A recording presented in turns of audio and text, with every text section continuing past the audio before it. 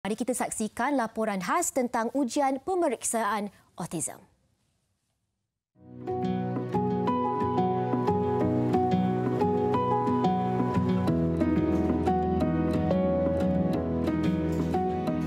Jadi diagnosa autism ni boleh dibuat seawal usia 18 bulan hingga 30 bulan dan ada setengahnya pada usia persekolahan lah ketika usia 7 tahun. Siapakah golongan kanak-kanak yang kita sarankan untuk menjalani ujian autism ini?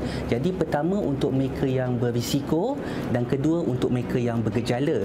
Untuk saya akan ambil masa 30 minit hingga 60 minit lah untuk bersama ibu, anak tersebut, keluarga tersebut. Kebiasaannya tiada ujian khusus ataupun contohnya ujian darah ataupun scan tertentu yang kita boleh dapatkan diagnosa autism ni.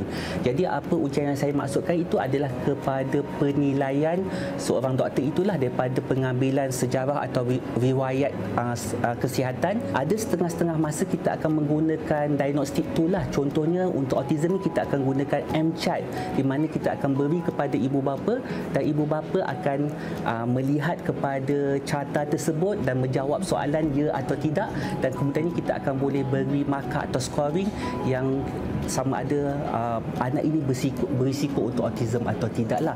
Ketua pemeriksaan klinikal kita termasuk pemantauan ataupun observation, dan kemudiannya kita akan bermain bersama anak, buat penilaian fizikal, observation lah, pemantauan untuk melihat ciri-ciri atau gejala autism tersebut.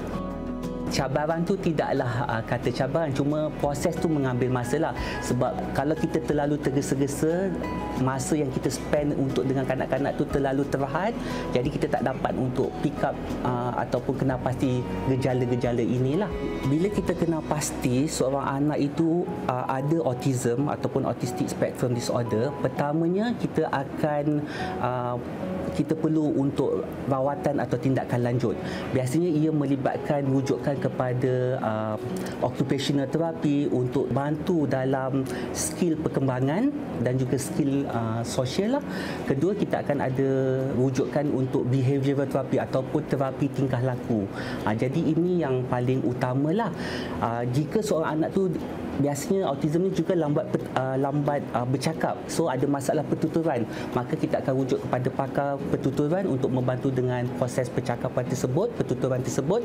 Dan ada masanya juga setengah-setengah pesakit autism ni mereka ada masalah tambahan, contohnya ada hyperactivity, ADHD. Jadi ada setengah-setengah masa kita perlu bagi ubatan untuk membantu dalam kawalan gejala-gejala hyperaktif tersebutlah.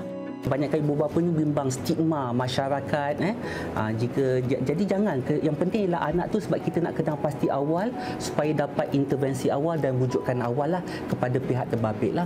Jadi yang ni boleh membantu anak-anak tersebut untuk mencapai perkembangan optimal mereka lah secara tidak langsung.